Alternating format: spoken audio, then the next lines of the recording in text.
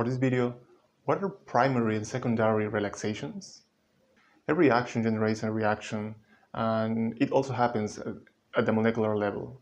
When a molecular structure undergoes stress, whether due to temperature changes or mechanical forces like an impact, it responds through a relaxation process. The term relaxation refers to the release of accumulated stress.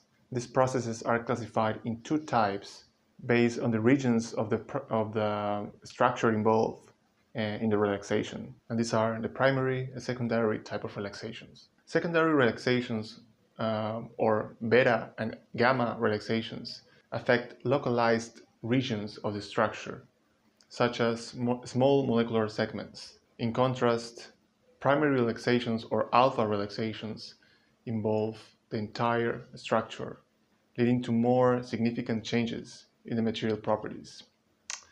This is Cosmos Coatings. Thank you so much for watching. See you in the next video.